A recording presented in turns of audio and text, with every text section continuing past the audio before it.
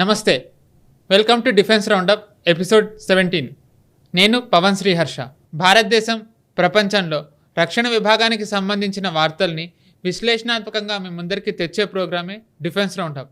ఈ వారం defence రౌండప్లో defence వార్తల్ని మనతో ఎనలిటికల్గా పంచుకోవడానికి మనతో ఉన్నారు అంతర్జాతీయ వ్యవహారాల నిపుణులు మరియు డిఫెన్స్ ఎక్స్పర్ట్ మామిడి గిరిధర్ గారు. సార్ నమస్తే. నమస్తే హర్ష. నమస్తే, ఎలా ఉన్నావు?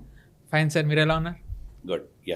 కొద్దిగా గొంతు బాగాలేదు, కొంచెం మన ప్రేక్షకులు దాన్ని యాక్సెప్ట్ చేస్తారని అనుకుంటాం, చూద్దాం. Right sir. సార్, ఒక good news at the same time ఇది బ్యాడ్ న్యూస్ అనడం కంటే కూడా ఒక బ్యాడ్జ్ ఆఫ్ ఆనర్ అనాలేమో. ఇండియన్ కంపెనీ ASMI అంటే గన్ని ఇండక్ట్ చేశారు ఆఫ్టర్ లాంగ్ టైం. మనం ఎప్పటి నుంచో వెయిట్ చేస్తుంది. ఒక ఇండిజినస్ గన్ని ఇండక్ట్ చేశారు, ఒక ప్రైవేట్ కంపెనీ తయారు చేసింది. అదే టైంలో ఆ కంపెనీని అమెరికా బ్యాన్ చేయడం జరిగింది.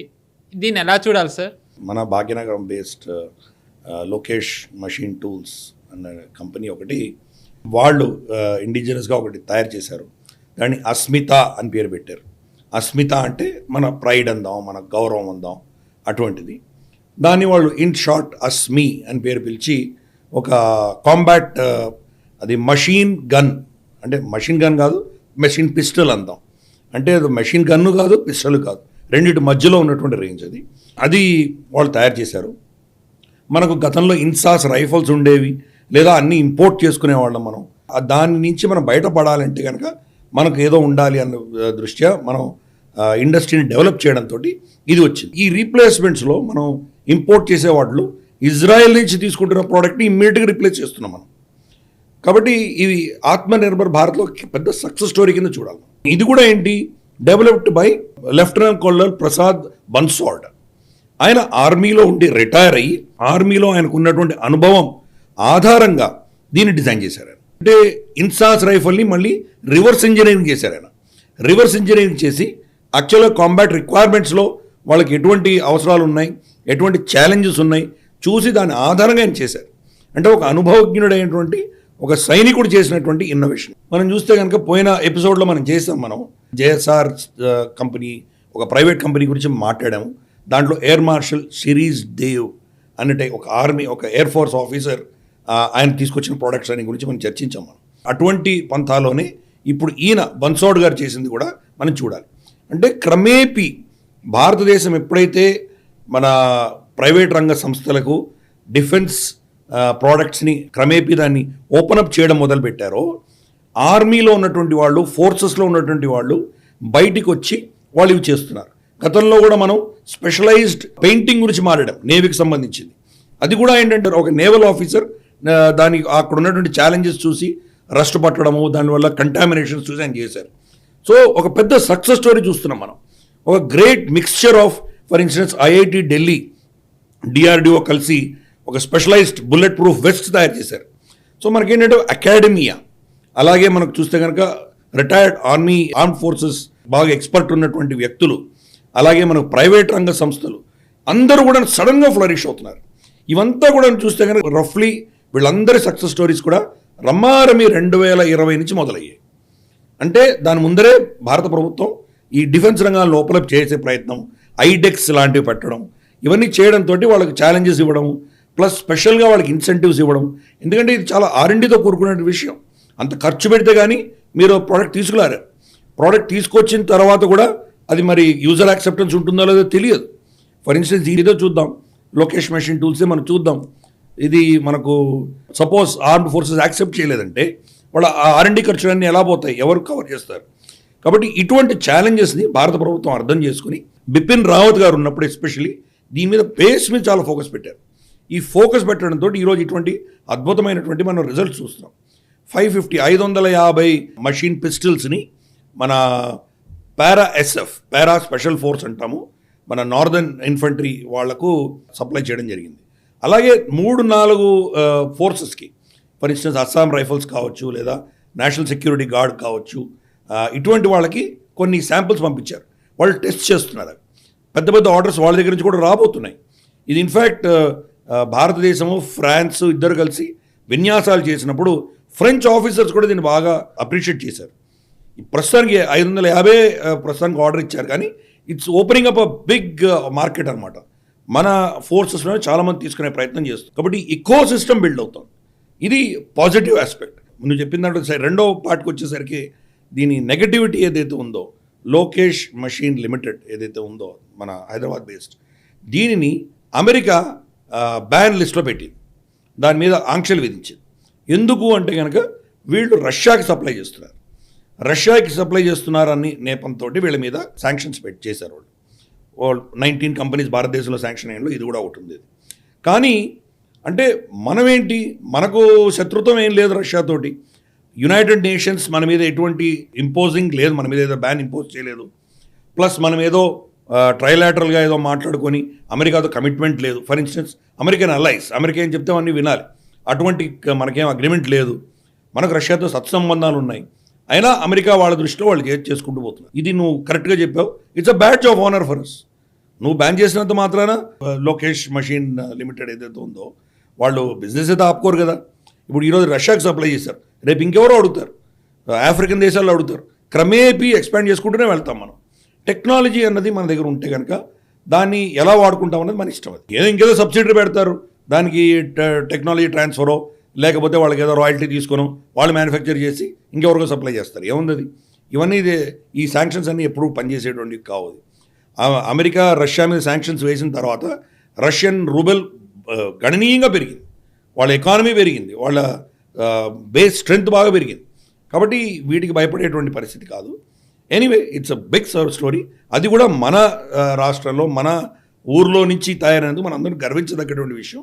మనకు చూస్తే కనుక హైదరాబాద్లో ఒక ఫార్మస్యూటికల్ ఇండస్ట్రీ గురించి అందరూ మాట్లాడతారు, అలాగే బిహెచ్ఎల్ లాంటివి ఉన్నాయి కాబట్టి దాని యాన్సిలరీ ఇంజనీరింగ్ ఇండస్ట్రీస్ గురించి మాట్లాడతారు. కానీ డిఫెన్స్ రిలేటెడ్ విపరీతంగా ఇక్కడ మనకు ఎస్ఎంఈస్ చాలా ఉన్నాయి.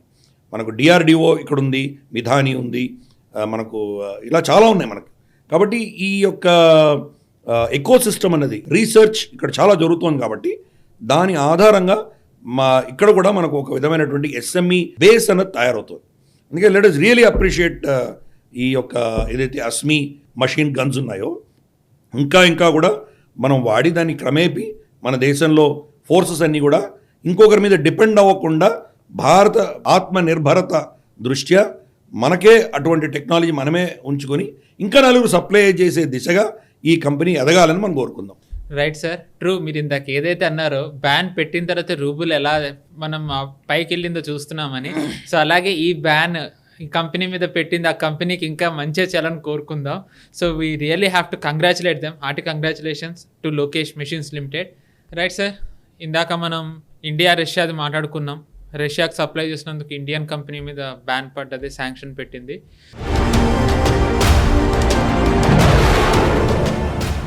సో ఇప్పుడు India Russia after long time sir ఒక రకంగా చెప్పాలంటే ఒక కొత్త ఎంఓయూ చేసుకున్నారు డిఫెన్స్లో. రీసెంట్ టైమ్స్లో మనం ఇండియా రష్యా అంటే కనుక మోస్ట్లీ మనం పెట్రోల్ వీటి మీద చూస్తున్నాం. బట్ ఆఫ్టర్ లాంగ్ టైం ఒక రష్యన్ వెపన్ కోసం ఎంఓయూ చేసుకున్నారు ఎయిర్ డిఫెన్స్ సిస్టమ్ గురించి. ఇది ఎలా చూడాలి సార్ రీసెంట్ డెవలప్మెంట్? అంటే మనం మామూలుగా రష్యా నుంచి మనం దూరం వెళ్తున్నాం అంటే ఏమంటారంటే మనం డైవర్సిఫై అవుతున్నాం, ఇజ్రాయెల్తోని, అమెరికాతో, ఫ్రాన్స్తో కొన్ని మనమే చేసుకుంటూ. అలాంటిది మనం మళ్ళీ బ్యాక్ టు రష్యాకి వెళ్ళామంటే ఈ డెవలప్మెంట్ని ఎలా చూడాలి సార్? మనకు రష్యాని కంప్లీట్గా ఇగ్నోర్ చేయలేం. రష్యాలో చాలా టెక్నాలజీస్ ఉన్నాయి. ఇప్పుడు ఫర్ ఇన్స్టెన్స్ వాళ్ళది SU-35 కానీ స్టెల్త్ ఫైటర్స్ కానీ చాలా తీసుకొచ్చారు వాళ్ళు. కొన్ని ఏరియాస్లో రష్యా వాళ్ళకి ఇప్పుడు కూడా చాలా స్ట్రెంగ్త్ ఉన్నది. Engine for instance Russian engine technology ఇప్పుడు కూడా చాలా స్ట్రాంగ్ టెక్నాలజీ. అది చైనా ఇంత సోకాల్డ్ అడ్వాన్స్ అని చెప్పుకుంటున్నా రష్యన్స్ ఇంజిన్ మీదే డిపెండ్ అయి ఉన్నారు వాళ్ళు. కాబట్టి కోర్ టెక్నాలజీలో రష్యాని మనం ఇగ్నోర్ చేయలేం. జర్మనీ, రష్యా, US, అలాగే మనకు ఫ్రాన్స్, ఇజ్రాయెల్, ఇటువంటి ఒక 5-6 దేశాలు కోర్ ఇంజనీరింగ్లో వాళ్ళకి మెటలర్జీ, ఎటువంటి మెటల్స్ వేస్తే కనుక ఈ హీట్ రెసిస్టెన్స్ ఉంటుంది, ఏరోడైనమిక్స్లో పనిచేస్తాయి, ఈ వీటిలో వాళ్ళకి చాలా ఎక్స్పర్టీస్ ఉన్నాయి. కాబట్టి దాన్ని ఇగ్నోర్ చేయలేం రష్యాని మనం. అది ఫస్ట్ అర్థం చేసుకోవాలి. నువ్వు చెప్తున్నటువంటి దాంట్లో అయితే రోజోబాన్ ఎక్స్పోర్ట్ అని చెప్పేసి ఒక రష్యన్ కంపెనీ తోటి మనం ఒక MOU సైన్ చేసుకున్నాము. గోవాలో జరిగింది అది, ఆ సెరమనీ జరిగింది, గోవాలో సిగ్నేచర్ చేసుకున్నాం మనము. దీంట్లో మనకేంటంటే దాని పేరు ప్యాంట్ సిర్ అని చెప్పేసి ఒక వాళ్ళ దగ్గర ఉన్నటువంటి ఒక టెక్నాలజీ. షార్ట్ రేంజ్లో మిమ్మల్ని ప్రొటెక్ట్ చేయగలిగినటువంటి టెక్నాలజీ వాళ్ళ దగ్గర ఉంది, రష్యా దగ్గర ఉంది. మన దగ్గర ఆల్రెడీ మనకు పినాకా ఉంది, మన దగ్గర ఇంకా చాలా ఉన్నాయి, మల్టీ ఆప్షన్స్ మన దగ్గర కూడా ఉన్నాయి. అయినా వీళ్ళ దగ్గర తీసుకుంటాం. ఫర్ ఇన్స్టెన్స్ S-400 మనం తీసుకున్నాం వాళ్ళ దగ్గర లాంగ్ రేంజ్ డిఫెన్స్కి. అయినా మనం కూడా ఇండిజినస్గా డెవలప్ చేసుకున్నాం. మన దగ్గర కూడా చాలా అద్భుతమైనటువంటి ఆప్షన్స్ ఉన్నాయి మనకు. ఏంటంటే మనం మొత్తం రిస్క్ ఒకటే వర్టికల్ మీద పెడితే కనుక దానికి ఏమైందంటే కనుక దానికి సపోజ్ హ్యాక్ అయిందో, లేదా దాంట్లో ఏదైనా వైరస్ రావడం లాంటివి ఆ టెక్నాలజీలో, లేదా ఎనీ అదర్ పాసిబిలిటీ వచ్చిందంటే కనుక ఆల్టర్నేటివ్స్ లేకుండా పోతుంది మనకి. అందుకని మల్టిపుల్ ఆప్షన్స్ పెట్టుకుంటున్నాం. పైపెచ్చు ఈ ప్యాంట్సేర్కి హిస్టరీ ఉన్నది, ఇంక్లూడింగ్ వ్లాడిమిర్ పుటిన్ ఇంటిని కూడా అదే ప్రొటెక్ట్ చేస్తుంది. అంటే దీని మీద వాళ్ళకి ఎంత రిలయబిలిటీ ఉందో అర్థం చేసుకోవచ్చు. వాళ్ళ క్రెమ్లిన్ మీద ఇదే ప్రొటెక్ట్ చేస్తుంది. మనం చూసాం కొన్ని నెలల క్రితం యుక్రెయిన్ వాళ్ళ క్రెమ్లిన్ మీద అటాక్ చేస్తే డ్రోన్స్ని ఇదే రిపల్స్ చేసి కొట్టేయగలిగింది అది. కాబట్టి షార్ట్ రేంజ్లో వాళ్ళకి ఎక్స్పర్టీస్ ఉంది, మనం డినై చేయడానికి వీల్లేదు. సో అది మనం తీసుకున్నాను, MOU సైన్ చేసుకున్నాము. అఫ్ కోర్స్ మనకు రష్యాతో ఉన్నటువంటి ఒప్పందాలు అన్నీ ఎలా ఉంటాయంటే ఇనిషియల్ లాట్ రష్యా మనకి ఇస్తుంది, తర్వాత మనం కొలాబరేటివ్గా ఇక్కడనే చేస్తాం. Like AK-203. Correct, absolutely. AK-203 లాంటివి అలాగే ఎన్నో మనకి ఈవెన్ చూస్తే కనుక MBT ట్యాంక్స్ కావచ్చు, లేదా మనకు హావిట్జర్ గన్స్ కావచ్చు, సుకోయిస్ కావచ్చు, చాలా ఎన్నో ప్రోడక్ట్స్ మనం అక్కడి నుంచే ట్రాన్స్ఫర్ ఆఫ్ టెక్నాలజీ తీసుకుంటాము. కొన్ని కాంపనెంట్స్ లైక్ ఇంజిన్ అటువంటి వాళ్ళ దగ్గర కొనుక్కుంటాము. మిగతావన్నీ కూడాను మనం ఇక్కడ లోకల్గా చేసేటువంటి ఒక అగ్రిమెంట్ వాళ్ళతో ఉన్నది మనకు. నెక్స్ట్ జనరేషన్ వచ్చేసరికి అదే ప్రోడక్ట్లో జాయింట్ వెంచర్గా మనం దాన్ని రీసెర్చ్ చేస్తాం. ఫర్ ఇన్స్టెన్స్ మనకు ఈవెన్ సుకోయ్ MKI ఏదైతే ఉందో ఇండియన్ వర్షన్ వేరియంట్ ఏదైతే ఉందో వాళ్ళు బయట అమ్మినటువంటి సుకోయ్ 30 MKలకు MKIకి చాలా తేడా ఉంది. కొన్ని టెక్నాలజీస్ మనమే డెవలప్ చేసుకున్నాము, కొన్ని కొలాబరేటివ్గా చేస్తాం. For instance BrahMos joint venture ఉంది మనకు. Next generation technology BrahMos NG అన్నది కొలాబరేటివ్గా చేస్తాం మనం. కాబట్టి ఈ కొలాబరేషన్ ఉంటుంది. కాబట్టి ఈ MOU కూడా ఫర్ ప్యాంట్సేర్ కూడా అలాగే జరగబోతోంది. అది మనం యాక్సెప్ట్ చేసాం. దీని స్పెషాలిటీ ఏంటంటే ఇది లిబియాలో యుద్ధాలు జరిగినప్పుడు ఈ రష్యన్ బ్యాక్డ్ మిలిషియా అక్కడ ఎవరైతే ఉన్నారో వాళ్ళ దగ్గర ఇవి దొరికితే అమెరికా ఏం చేసిందంటే వాళ్ళు కాంబాట్లో వీళ్ళని ఓడించంగానే ఈ ప్రోడక్ట్స్ని వాళ్ళు అక్కడి నుంచి దొంగతనం చేశారు, ఎత్తుకుపోయి జర్మనీలో పెట్టి రివర్స్ ఇంజనీరింగ్ చేశారు. అంటే even USA respects this product, ఇది అర్థం చేసుకోవాలి మనం. కాబట్టి అందువల్ల మనకు రష్యాతో ఉన్న సంబంధాల వల్ల మనం చేస్తున్నాం.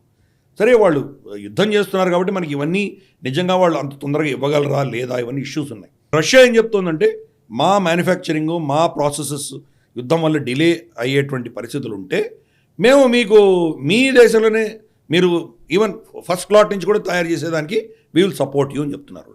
కాబట్టి లెట్ us see. రష్యాకి ఇంట్రెస్ట్ ఏంటంటే మనం అమెరికన్ ప్రోడక్ట్స్ మీద డిపెండ్ అవ్వకూడదు. ఇక్కడి నుంచి అక్కడ షిఫ్ట్ అయ్యామంటే కనుక వీళ్ళకు ఒక లాంగ్ టర్మ్ వాళ్ళ ఇండస్ట్రియల్ బేస్కి దెబ్బ తగిలేటువంటి ప్రమాదం ఉంది. అందుకని ఎట్టి పరిస్థితుల్లో వాళ్ళ గ్యామెట్లో పెట్టుకునే ప్రయత్నం వాళ్ళు చేస్తున్నారు. మనం ఏం చేస్తున్నాము, ఇదే మెసేజ్ మనం అమెరికా కూడా ఇస్తున్నాము. ఏమని, మాకు ఆల్టర్నేటివ్స్ ఉన్నాయి, we're not dependent on you, we're not your allies. కాబట్టి మీరు ఏమి ఇచ్చినా కానీ కూడా ఇంకో ఆల్టర్నేటివ్స్ ఉంటాయి. ఏదో ఆత్మనిర్భరత ఉంటుంది, లేదా రష్యా ఉంది, ఇంకెవరో ఉంటారు, వీల్ లుక్ అట్ ఆల్టర్నేటివ్స్. అందుకని we're playing a very calculated balancing game, అది ఆడుతున్నాం మనం. కాబట్టి ఇదైతే ఇప్పుడు రాబోతుందో ఇది పిన్సెట్ ఏదైతే మనకు టెక్నాలజీ మనం అఫ్కోర్స్ ఇప్పుడు ఇంకా MOU జరిగింది, ఇంకా అగ్రిమెంట్స్ కావాలి, ఇంకా టైం పడుతుంది.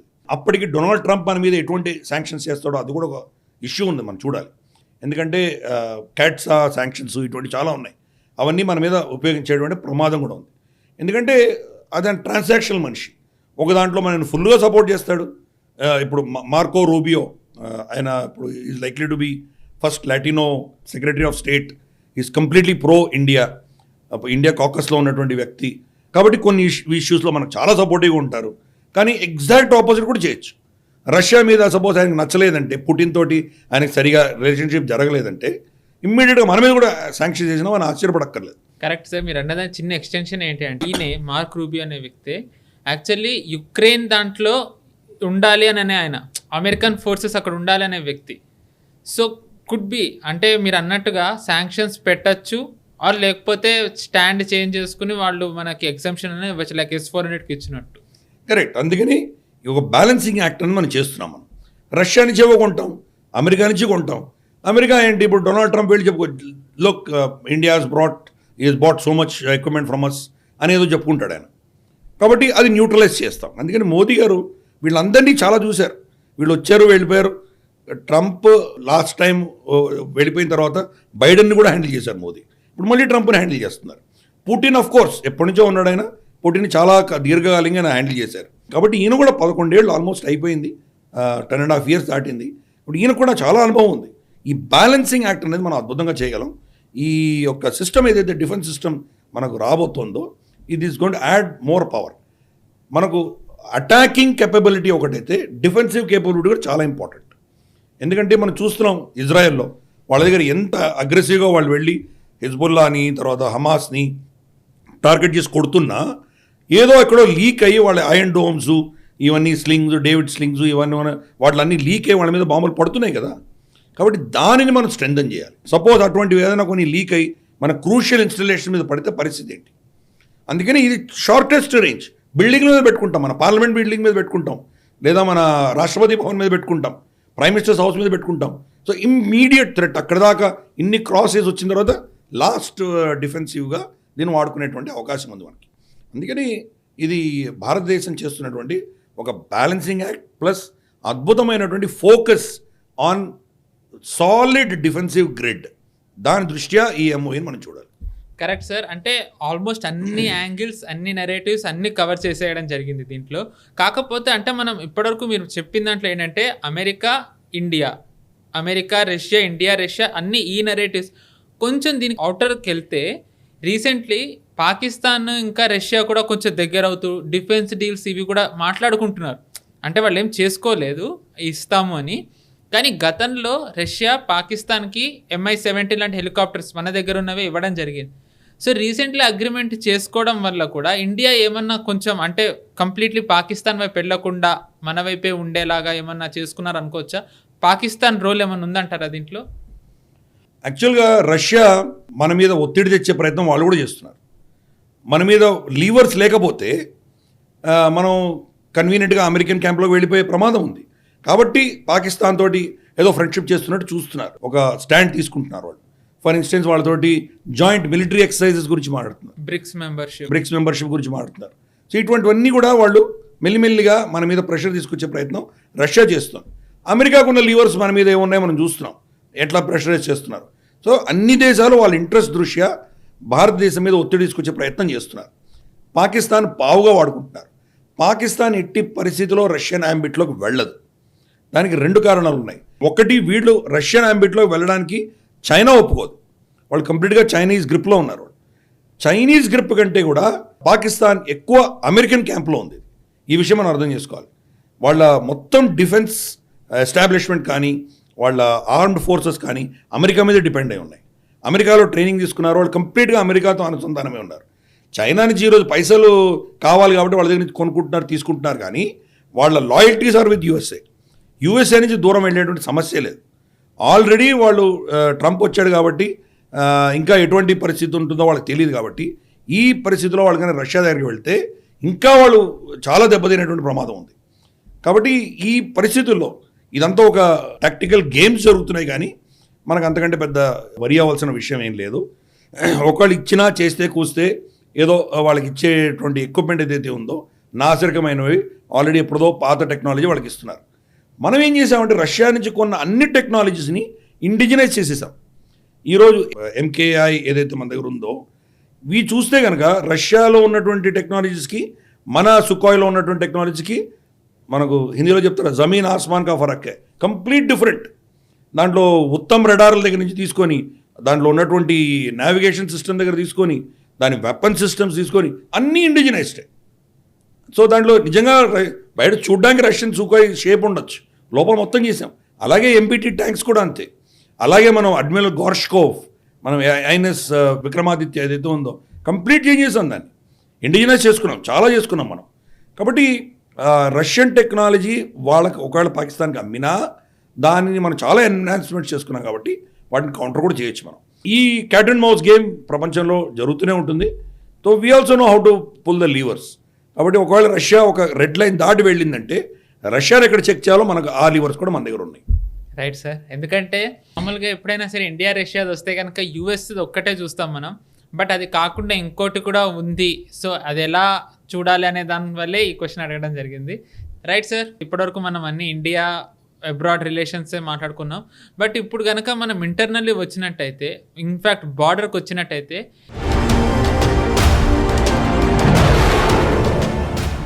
రీసెంట్లీ ఇండియా చైనా మధ్య డిఎస్కలేషన్ జరిగింది, అంతా మళ్ళీ గుడ్ టర్మ్స్ అని అంటున్నారు. కానీ ఈ టైంలో గాల్వాన్ ఎక్కడైతే అసలు మెయిన్ 2020 క్లాషెస్ స్టార్ట్ అయ్యాయో అక్కడ దౌలత్ బేగ్లో ఎయిర్టెల్ 4G డిప్లాయ్మెంట్ చేయడం జరిగింది ఫర్ ఆర్మ్డ్ ఫోర్సెస్ అని అంటున్నారు. సో ఈ టైంలో ఈ డెవలప్మెంట్ ఎలా చూడాలి సార్? అఫ్ కోర్స్ ఇంకా డిఎస్కలేషన్ అవ్వలేదు, డిసెంగేజ్మెంట్ అయింది. మనకు బఫర్ జోన్స్ ఉన్నాయి, పెట్రోలింగ్ మొదలుపెట్టాం మనం. దానికి కూడా అగ్రిమెంట్స్ ఏవో అయ్యాయి. వారానికి ఒక పెట్రోలింగ్ వెళ్తామని, బహుశా మనం ట్యూస్డే వెళ్తే వాళ్ళు థర్స్డే వస్తారు, అలా ఎలా అగ్రిమెంట్స్ చేసుకున్నారు. కానీ you can never trust Chinese. ఎందుకంటే గతంలో గల్వాన్లో కూడా అదే, వాళ్ళు ఒప్పుకొని వెనక్కి వెళ్తున్నప్పుడు దాన్ని వెరిఫై చేయడానికి సంతోష్ బాబు గారు ఆయన టీం వెళ్ళారు, వాళ్ళ మీద దాడి జరిగింది.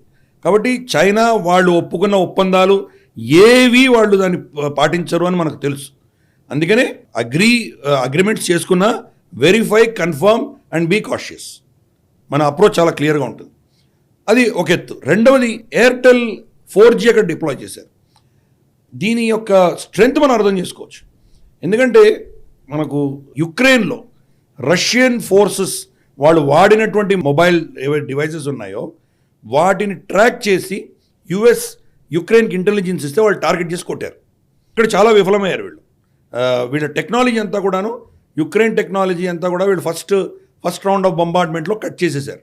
తర్వాత వాళ్ళకి స్టార్లింక్ వచ్చింది. స్టార్లింక్ వచ్చిన తర్వాత వీళ్ళ టెక్నాలజీ ఎంత వీక్ ఉందో రష్యన్ టెక్నాలజీ మనకు అర్థమైంది. ఎక్స్పోజ్ అయిపోయారు. చాలా సిగ్నిఫికెంట్ లాసెస్ రష్యా తీసుకుంది. ఇది ఒక ఎత్తు. రెండవది, మనకు గల్వాన్ ఇన్సిడెంట్ జరిగినప్పుడు వాళ్ళు 5G టెక్నాలజీ అక్కడ వాళ్ళు డిప్లాయ్ చేశారు. ఎవరు? మన China line of actual control దగ్గర 5G టెక్నాలజీ, హూవై టెక్నాలజీ అంతా వాళ్ళు కేబుల్స్ పెట్టి చాలా చేసి డిప్లాయ్ చేశారు వాళ్ళు అక్కడ. వాళ్ళ ప్రొపగాండా వీడియోస్ ఉన్నాయి. వాళ్ళు చిన్నపిల్లలు టిక్టాక్లో ఆడుకోవడం, అంటే అక్కడ PLA సోల్జర్స్ ఇంకేదో వాళ్ళ టెక్నాలజీతో వాళ్ళు ఏదో ఆర్డర్ ఇస్తే కనుక డ్రోన్స్ వచ్చి వాళ్ళకి వేడి ఫుడ్ ఇవ్వడం. ఇక్కడ ఇండియన్ సోల్జర్స్ ఏమో పనికి మాలిన పాత చల్లటి బ్రెడ్ తింటున్నట్టు, ఇటువంటి వాడిని చాలా ప్రొపగాండా వీడియోస్ పెట్టారు అప్పుడు. మన వాళ్ళు ఏం చేశారంటే వాళ్ళ 5G టెక్నాలజీని హ్యాక్ చేసాము. వాడి సోల్జర్ బయోడేటా సహా మనం ఇవ్వడం మొదలెట్టాం. వాడి బ్లడ్ DNA ఏంటి, వాడు ఎక్కడి నుంచి వచ్చాడు, వాడి తల్లిదండ్రులు ఎవడు, ఇవన్నీ చెప్పడం మొదలెట్టాం. ఇవి ఇండైరెక్ట్గా లీక్ అయినాయి. అది తెలియంగానే చైనా భయపడి 5Gని కంప్లీట్గా విత్డ్రా చేసింది. కాబట్టి టెక్నాలజీ పరంగా చూస్తే కనుక మనం చైనా కంటే సుపీరియర్ అని ప్రూవ్ చేసుకున్నాం. చాలా ఇష్యూస్, ఈవెన్ నేవీలో కూడా చూస్తే స్టెల్త్ సబ్మరీన్ తీసుకొస్తే మనం వెల్కమ్ టు ఇండియన్ ఓషన్ అని వాళ్ళకి మెసేజ్ పంపించాం. అంటే నీ స్టెల్త్ లేదు, బాగుందా లేదు, మేము ఈజీగా పడుతున్నాం అని చెప్పేయగలం వాడికి. కాబట్టి ఈ టెక్నాలజీ స్ఫియర్లో మనం క్యాట్ అండ్ మౌస్ గేమ్ నడుస్తాం చైనాది. వాళ్ళు మనకంటే ఒక మంచి టెక్నాలజీ తీసుకొస్తే దాన్ని ఎలా కౌంటర్ చేయాలి, ఇమ్మీడియట్గా మనం కూడా కౌంటర్ చేస్తున్నాం. అఫ్కోర్స్ వాడేం ఊరుకులేడు, వాడు కొత్త టెక్నాలజీ తీసుకొస్తున్నాడు, మనం కూడా కౌంటర్ చేసేటువంటి పరిస్థితుల్లో మనం కూడా ఉన్నాం. సో కాబట్టి ఈ పరిస్థితులలో ఎయిర్టెల్ 4Gని అక్కడ మనం రిలీజ్ చేసామంటే ఎంత కాన్ఫిడెన్స్ ఉందో మనకు అర్థం చేసుకోవచ్చు. కాబట్టి ఇది we're trying to make it into normal. ఆ బార్డర్ LAC ప్రాంతం అంతా కూడా we're trying to normalise it. లేకపోతే గతంలో ఏమయ్యేదంటే బార్డర్స్ అన్నవి ఎవరికి పబ్లిక్కి ఫస్ట్ యాక్సెస్ ఉండేది కాదు. రెండవది, ఈవెన్ సోల్జర్స్ కూడా వాళ్ళు కమ్యూనికేషన్ చేసుకోవాలంటే చాలా ఇబ్బందులు ఉండేవి. వాళ్ళు అక్కడ ఏదో ఒక ఫోర్స్డ్ డిప్లాయ్మెంట్ కింద వాళ్ళు ఫీల్ అయ్యేవాళ్ళు. ఎంతకాలం ఉన్నాం, ఎప్పుడెప్పుడు వెళ్ళిపోదామా అన్నటువంటి పరిస్థితి ఉండేది వాళ్ళకు. దే వర్ నాట్ కంఫర్ట్ ఉండేది కదా వాళ్ళకు. కాబట్టి ఇవన్నీ చూసి దృష్ట్యా మనం ఇది డిప్లాయ్ చేయగలిగాం. మనం అంటే ఎంత కాన్ఫిడెన్స్ మనకు ఉందో మనం అర్థం చేసుకోవచ్చు. మన మన మన టెక్నాలజీ మీద వాళ్ళు మనల్ని హ్యాక్ చేయలేరు, వాళ్ళు ఏం చేసినా కానీ దాన్ని కౌంటర్ చేయగలము, ఇంత కాన్ఫిడెన్స్ ఉంది కాబట్టి మనం డిప్లాయ్ చేసాం. అంటే గల్వాన్ కానీ దౌలత్ బేగ్ ఓల్డీ కానీ, దౌలత్ బేగ్ ఓల్డీలో మనుషులే లేరు, మన చిన్న ఎన్కాంప్మెంట్ తప్ప ఇంకేమీ లేదు అక్కడ. అంటే these are all precursors for bigger things. రేపు అక్కడ ఇంకా మనం ఇంకేం చాలా చేయబోతున్నాం. కాబట్టి ఈ యొక్క కాన్ఫిడెన్స్ అనేది మనం అర్థం చేసుకోవాలి. అలాగే మనకు టెక్నాలజీలో చైనాకి కౌంటర్ చేసినప్పుడు ఇంకొకటి ఏంటంటే వాళ్ళ వాంగ్ ఫాంగ్ షిప్పులు వచ్చాయి ఇక్కడికి. మనకు శ్రీలంకలో మాల్డీవ్స్లో డాక్ చేసి ఎగ్జాక్ట్గా మనం మిజైల్ టెస్టింగ్ చేసినప్పుడు వాళ్ళు వచ్చేవాళ్ళు ఇండియన్ ఓషన్కి. ఈ పారామీటర్స్ అన్నీ వాచ్ చేసేవాళ్ళు. కాబట్టి వీళ్ళు రాగానే మనం టెస్ట్ ఆపేసుకునేవాళ్ళం గతంలో. ఎందుకంటే వాడికి మన టెక్నాలజీ తెలియకూడదని. మెల్లి ఏం చేసాం, సరే ఓ రా అని ఏం చూస్తావో చూడు అని చెప్పి వాడి ముందర ఫైర్ చేసాం. కాబట్టి మన పారామీటర్స్ అన్నీ వాడికి తెలియకుండా తప్పించుకునేటువంటి టెక్నాలజీ మన దగ్గర ఉంది. కాబట్టి మన సైంటిస్ట్ చాలా అద్భుతమైనటువంటి వీళ్ళకు ఉన్నటువంటి అంటే మనకు ఉన్నటువంటి లిమిటెడ్ రిసోర్సెస్ తోటి వరల్డ్స్ బిగ్గెస్ట్ టెక్నాలజీస్ని వీళ్ళు ఎలా కౌంటర్ చేయగలరు అన్నటువంటి ఒక కల్చర్ మన దేశంలో ఉన్నది. ఇది ఇప్పటి విషయం కాదు. ఈవెన్ మనం చూస్తే కనుక మన న్యూక్లియర్ డెటనేషన్ కూడా మన వాళ్ళు న్యూక్లియర్ టెస్ట్ చేయడానికి ప్రయత్నం చేస్తుంటే అమెరికన్ శాటిలైట్స్ కనుక్కొని బిల్ క్లింటన్ అప్పుడు మన పివి నరసింహారావు గారికి వార్నింగ్ ఇచ్చారు. మీరు టెస్ట్ చేస్తున్నారు, మేము చేయనివ్వము అని చెప్పి వార్నింగ్ ఇచ్చాడు ఆయన. అప్పుడు అబ్దుల్ కలాం గారు, ఏపీజే అబ్దుల్ కలాం గారిని పిలిచి మరి ఇట్లా అమెరికా అంటోంది, మరి నువ్వు ఏం చేస్తావు చేయి అన్నారు. వాళ్ళ శాటిలైట్ని బీట్ చేసాం మనం. It's a great success story. Satellite beat చేసి వాళ్ళ శాటిలైట్ ఎప్పుడు వాళ్ళు షాడోలో వెళ్తారో అప్పుడు మనం వెళ్ళి మూవ్ చేసి ఎక్విప్మెంట్ మూవ్ చేసి దాన్ని డ్రిల్ చేసి మళ్ళీ వచ్చి కూర్చున్నాం. వాడికి ఏం అర్థం కాల. డెటనేట్ చేయగానే it was a big shock for America. American intelligence అంత ఫెయిల్ అయినట్టు వాళ్ళు అర్థం కూడా చేసుకోలేదు. కాబట్టి మనకు ఆ యొక్క కెపాసిటీ మన దగ్గర ఉన్నది. మనం మనకు ఉన్నటువంటి రిసోర్సెస్ తక్కువ ఉన్నా ఇవి మనం చేస్తున్నాం. కాబట్టి కాన్ఫిడెంట్ భారత్ని చూస్తున్నాం మనం. సో మీరు వచ్చినా it's okay, we're ready for it అని చెప్తున్నాం. అందుకని ఎయిర్టెల్ ఒక ప్రైవేట్, అది కూడా ఒక ప్రైవేట్, బిఎస్ఎన్ఎల్ పెట్టకుండా ప్రైవేట్ ఎయిర్టెల్నే పెట్టారు, 4Gని పెట్టారు. కాబట్టి this is a wonderful development. It proves a confidence of very competent nation. ఒక అద్భుతమైనటువంటి శక్తివంతమైనటువంటి ఒక గౌరవంగా గర్విస్తున్నటువంటి ఒక దేశం యొక్క కెపాసిటీని ఇది మనం ప్రొజెక్ట్ చేస్తున్నాం. Correct sir. గడ్డి కూడా మొలవని ఇండియా చైనా బార్డర్లో ఈరోజు ఇండియన్ ఆర్మ్డ్ ఫోర్సెస్ కోసం 4G పెట్టారు, ఎయిర్ స్ట్రిప్స్ పెడుతున్నారు. మీరు అన్నట్టు నిజంగానే కాన్ఫిడెంట్ భారత్నే మనం చూస్తున్నాము.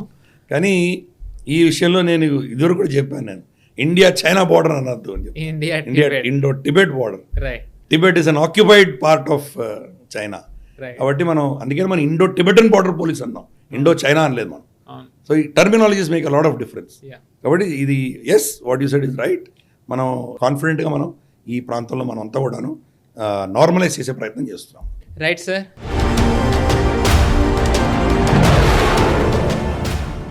మనం నెక్స్ట్ ఇప్పటివరకు మనం ఏఎస్ఎంఐ గన్ది ఇవి అన్నీ మాట్లాడుకున్నాం. ఇంకొక లేటెస్ట్ అచీవ్మెంట్ మన ఆర్మ్డ్ ఫోర్సెస్కి ఏంటంటే ప్రచండ్ హెలికాప్టర్ ఒక టెస్ట్ చేసింది హయ్యెస్ట్ పీక్ పాయింట్ నుంచి.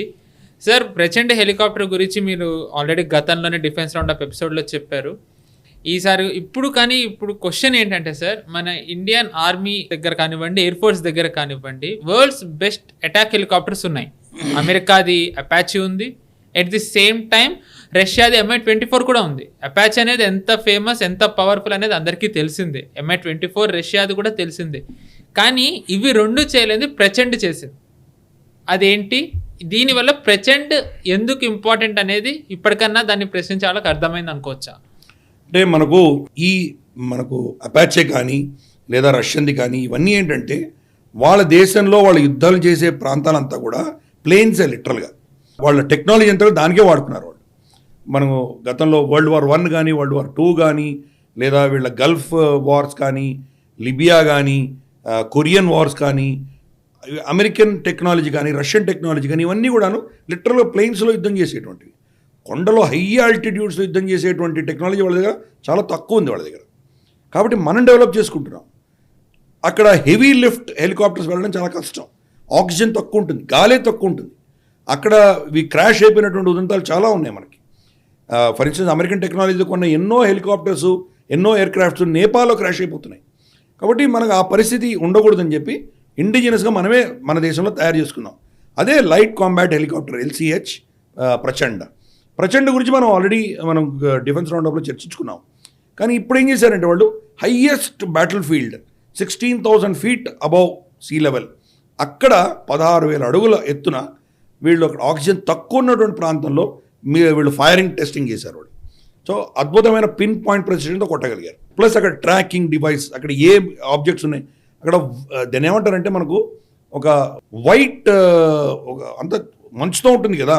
కాబట్టి ఆ మంచులో రాయి ఏంటి, మనిషి ఏంటి, ఎక్విప్మెంట్ ఏంటి కనుక్కోవడం చాలా కష్టం. ఒక వైట్ అవుట్ అండి, బ్లాక్ అవుట్ ఉంటుంది. మన బ్లాక్ అవుట్ బదులు వైట్ అవుట్ అని వస్తుంది అనమాట. ఏమి కనిపించదు మామూలుగా అక్కడ హెలికాప్టర్ పైలట్కి ఏం కనిపించదు. అటువంటి పరిస్థితులలో పిన్ పాయింట్గా దాన్ని ట్రాక్ చేసి దాన్ని ఐడెంటిఫై చేసి షూట్ చేయగలిగినటువంటి కెపాసిటీ ఈరోజు డెమాన్స్ట్రేట్ చేశారు. అఫ్ కోర్స్ వీళ్ళదే టెక్నాలజీని చెప్తున్నారు, బట్ ఇది డెమాన్స్ట్రేట్ చేశారు. సో ప్రచండ్ అన్నది లిటరల్గా ప్రపంచంలో హయ్యెస్ట్ బ్యాటిల్ ఫీల్డ్లో వాడగలిగినటువంటి అటాక్ హెలికాప్టర్గా ఈరోజు వాళ్ళకి ఒక అద్భుతమైన టైటిల్ వచ్చింది వాళ్ళకి. లైట్ కాంబాట్ హెలికాప్టర్, హెవీ ఉంటే కనుక అది హ్యాండ్ చేయలేదు. ప్లస్ దాని రేంజ్ ఏంటంటే గతంలో మనం 99 కార్గిల్ యుద్ధం జరిగినప్పుడు వాళ్ళు స్టింగర్ మిసైల్స్తో మన హెలికాప్టర్ని కొట్టేశారు అప్పుడు. కాబట్టి దీన్ని కౌంటర్ చేయడానికి వాళ్ళు స్టింగర్ మిసైల్స్కి దూరంగా ఒక పర్టికులర్ హైట్లో వెళ్ళి, అంటే 16,000 ఫీట్ అబోవ్ నేను చేయగలిగానంటే పాకిస్తాన్తో మన యుద్ధాలన్నీ కూడా 7, 8, 10,000 ఫీట్ దాటలేవు. కాబట్టి ఇంకా పైనుంచి వాళ్ళ స్టింగర్కి దూరంగా మనం హ్యాండిల్ చేయగలం. కాబట్టి ఇన్ని పారామీటర్స్ తోటి ప్రచండ్ ఈరోజు అద్భుతమైనటువంటి టెస్ట్ చేసి వాళ్ళు ప్రూవ్ చేశారు. వాళ్ళు దీన్ని నిజంగా ఇన్ఫ్యాక్ట్ అమెరికన్ ఫోర్సెస్ కానీ వాళ్ళు కానీ దీన్ని అబ్జర్వ్ చేసే ప్రయత్నం, దీంతో కొలాబరేట్ చేసే ప్రయత్నం వాళ్ళు చేస్తున్నారు. లాస్ట్ టైం మనం ఇండో యుఎస్ ఏవైతే మన ఆర్మ్డ్ ఫోర్సెస్ ఎక్సర్సైజెస్ జరిగినాయో అలాస్కాలో చేసాము. అలాస్కాలో చేస్తే కనుక అఫ్కోర్స్ ఆ కొండలు చాలా చిన్నవి, కానీ మన మౌంటైన్ కేపబిలిటీ ఎంత ఉన్నది అమెరికన్స్ చూశారు. So we could easily counter American strategies అక్కడ. కాబట్టి దాని దృష్ట్యానే మనకున్నటువంటి మన టెరెయిన్కి సంబంధించి మనం టెక్నాలజీ డెవలప్ చేసుకున్నాం. అందుకనే hats off to LCH scientists, అలాగే మన HAL వీళ్ళందరికీ కూడా మనం అభినందనలు తెలుపుతాం. రైట్ సార్, చాలా బాగా చెప్పారు. అండ్ ఇన్ఫ్యాక్ట్ చెప్పాలి అంటే కనుక మౌంటైనియస్ వార్ఫేర్లో Indian army is the best అని అంటారు. ఎందుకంటే ఇప్పుడు మనం కార్గిల్ వార్ కానివ్వండి, లేకపోతే మనం 1984లో మనం సియాచిన్ గ్లేషియర్ని కాంకర్ చేసింది కానివ్వండి, అంత హయ్యెస్ట్ పాయింట్లో యుద్ధం చేసి గెలిచిన ఫోర్సెసే లేవంటారు. సో కరెక్ట్ సార్, నిజంగానే కంగ్రాచులేషన్స్. అండ్ వన్స్ అగైన్ మన ఫోర్సెస్ ప్రూవ్ చేశారు దే ఆర్ ద బెస్ట్ అని చెప్పి. Right sir.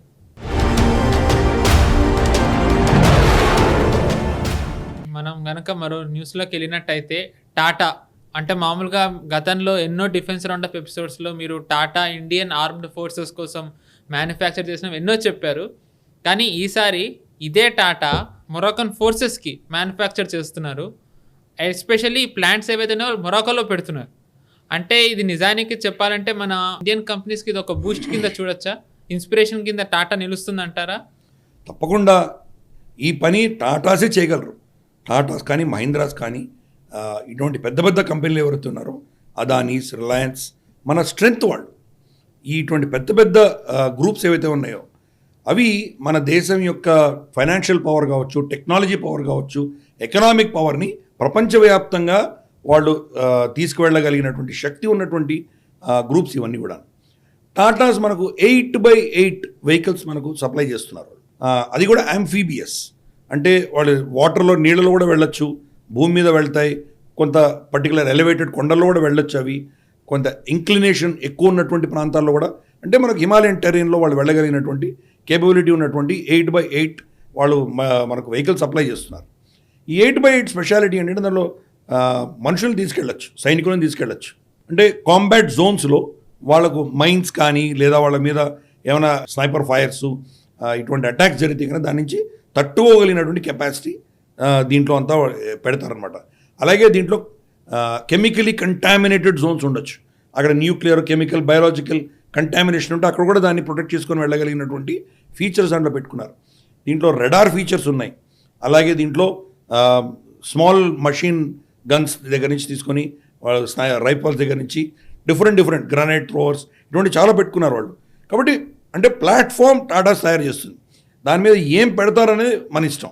అది ట్రాన్స్పోర్ట్కి వాడుకుంటామా, హ్యూమన్ ట్రాన్స్పోర్ట్కి వాడుకుంటామా, లేదా ఎక్విప్మెంట్ ట్రాన్స్పోర్ట్, మనకు ఫుడ్ కానీ, వాటర్ కానీ, ఆర్మ్స్ అండ్ అమ్యునిషన్స్ కానీ, ఇతరత్ర టెంట్ లాంటి మెటీరియల్ ఇవి ట్రాన్స్పోర్ట్కి వాడుకుంటామా, లేదా మనం దాన్ని ఒక సర్వేలెన్స్ దానికి వాడుకుంటామా, దేనికైనా వాడుకోవచ్చు. కాబట్టి ఒక 8x8 వెహికల్స్ అన్నవి మనం గతంలో ఇంపోర్ట్ చేసుకునేవాడు. ఇన్ఫ్యాక్ట్ ఇప్పుడు కూడా ఇంపోర్ట్ చేసుకుంటాం కొంతవరకు. కానీ టాటాస్ తీసుకొచ్చినటువంటి ఇండిజినైజేషన్ అనేది మనకు చాలా అద్భుతమైనటువంటి బలం ఇచ్చింది మనకి. ఇప్పుడు మొరొక్కోలో మనం పెట్టడంలో మనం చూసామంటే, ఎలాగైతే మనం కొలాబరేషన్ ఎవరితో చేసినా, రష్యాతో చేస్తే లేదా ఇంకెవరైనా ఫ్రాన్స్తో చేస్తే భారతదేశంలో దాన్ని మ్యానుఫ్యాక్చర్ చేయమని మనం ఎలా అడుగుతున్నాం, మనం ఆత్మనిర్భరత అంటున్నాం మనం. అలాగే మనం మన కంపెనీ ఒక ఇంటర్నేషనల్ కంపెనీగా అయ్యి ఇక్కడి నుంచి ఒక అమ్మడమే కాదు, అక్కడికి వెళ్ళి మనం సేమ్ మోడల్లో అక్కడ వాళ్ళకి మ్యానుఫ్యాక్చరింగ్, లోకల్ మ్యానుఫ్యాక్చరింగ్ చేస్తున్నాం మనం.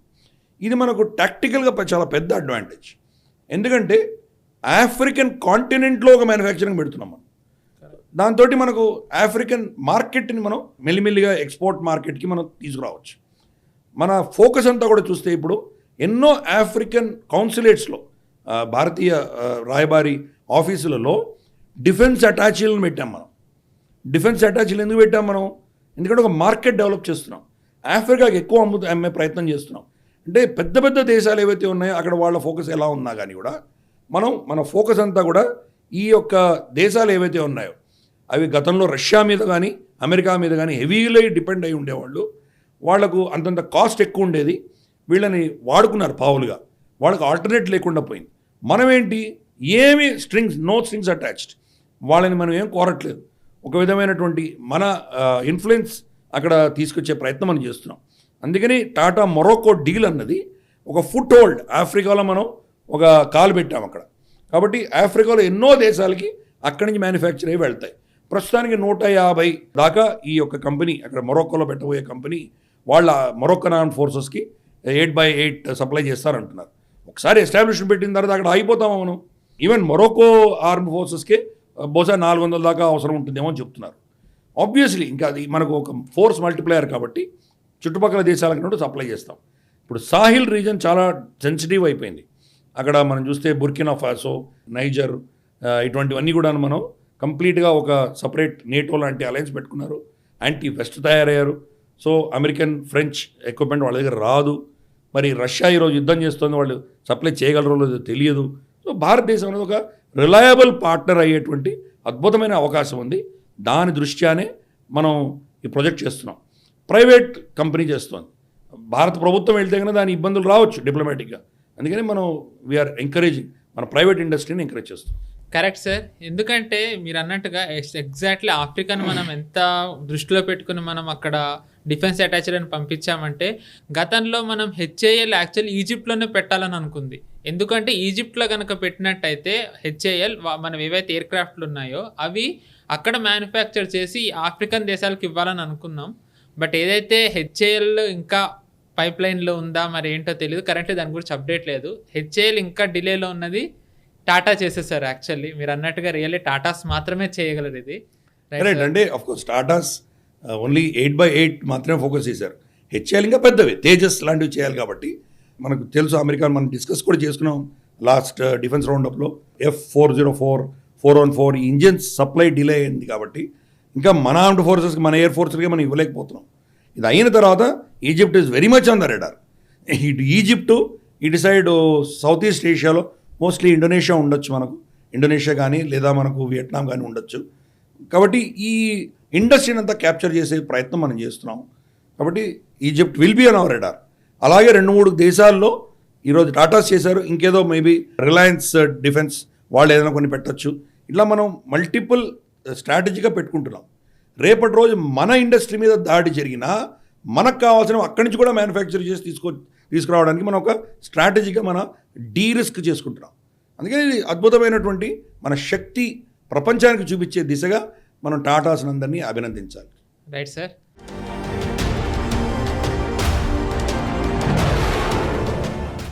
మామూలుగా ఎవ్రీ డిఫెన్స్ రౌండప్లో భారతదేశం కోసం పోరాడిన ఒక బ్రేవ్ హార్ట్ గురించి గిరిధర్ గారు చెప్తారు.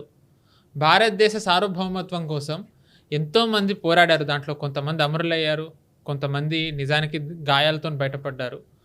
ఇలా మామూలుగా చెప్పాలంటే ఈ బ్రేవ్ హార్ట్స్లో ఎక్కువ కశ్మీర్ రీజన్లో కౌంటర్ ఇన్సర్జెన్సీ కానివ్వండి, కౌంటర్ టెర్రరిజం కానివ్వండి, ఇక్కడ పోరాడిన బ్రేవ్ హార్ట్స్ గురించి ఎక్కువ ఫోకస్ చేస్తున్నారు. ఎందుకు అంటే కశ్మీర్ అనేది అది ఎంత సెన్సిటివ్, అక్కడ ఎన్ని కుట్రలు జరుగుతున్నా మన ఫోర్సెస్ వాటిని ఎలా తిప్పికొడుతున్నారు, దీంట్లో ఎంతమంది బలిదానం వాళ్ళు చేస్తున్నారు. దానివల్లే ఈరోజు కశ్మీర్ అనే ఒక ప్రాంతం ఇంకా భారత్లో ఉంది అనేది ఒక మెసేజ్ ఇవ్వడమే ఇక్కడ బ్రేవ్ హార్ట్ యొక్క మెయిన్ ఇంటెన్షన్. అలాంటి ఒక సోల్జర్ గురించే ఈరోజు గిరిధర్ గారు చెప్పబోతున్నారు. ఆయన పేరే కల్నల్ వసంత్ వేణుగోపాల్. ఆయన ఎవరు, ఆయన చేసిన త్యాగం ఏంటో గిరిధర్ గారి మాటల్లో తెలుసుకుందాం. కల్నల్ వసంత్ వేణుగోపాల్ కశ్మీర్లో 2007లో అమరులైన ఒక ఆర్మీ ఆఫీసర్. ఆయన చేసిన పోరాటం దాని మామూలుగా మనం కశ్మీర్లో ఎప్పుడు కూడా మనం వింటూనే ఉంటాం, అంటే సోల్జర్స్ అమరులు అయ్యారని, ఫైరింగ్ జరిగిందని మనం జస్ట్ వింటాం, బాధపడతాం, వదిలేస్తాం. కానీ వాళ్ళు దానివల్ల పాకిస్తాన్ బ్యాక్ ఫోర్సెస్ చేసే కుట్రల్ని వాళ్ళు ఎంత సమర్థవంతంగా ఆపుతున్నారు అనేది బిగ్గర్ పిక్చర్ యాక్చువల్లీ. అలాగా చేసిన వాళ్ళు, ఆపిన వాళ్ళు ఒక ఆయన వసంత్ వేణుగోపాల్. ఆయన చేసిన త్యాగం ఏంటి సార్? ఆఫ్ కోర్స్ త్యాగం చేశారు అని చెప్పావు కాబట్టి ఆయన బలిదానం అన్నది చాలా మనందరం గర్వించదగ్గటువంటిది. ఆయన బ్యాక్గ్రౌండ్ మనం చూసామంటే కర్ణాటక వాస్తవ్యులు ఆయన. కానీ ఆయన 9th battalion Maratha light infantry బ్రిగేడ్కి ఆయన కమాండెంట్గా ఉన్నారు. ఆయన ఆల్మోస్ట్ 1988-89 ప్రాంతంలో ఆర్మీలో చేరారు. ఆయన ప్రమోషన్లు చాలా వచ్చాయి. ఆఫ్ కోర్స్ ఆర్మీలో ఉన్నప్పుడు ప్రమోట్ అవుతూ ఉంటాం మనం. ఆయనను ఫైనల్గా కశ్మీర్లో ఆయన డిప్లాయ్ చేశారు. చాలా ప్రాంతాల్లో ఆయన కశ్మీర్ కావచ్చు, ఇతరత్ర ప్రాంతాల్లో కూడా ఆయన డిప్లాయ్మెంట్ గతంలో వెళ్ళారు.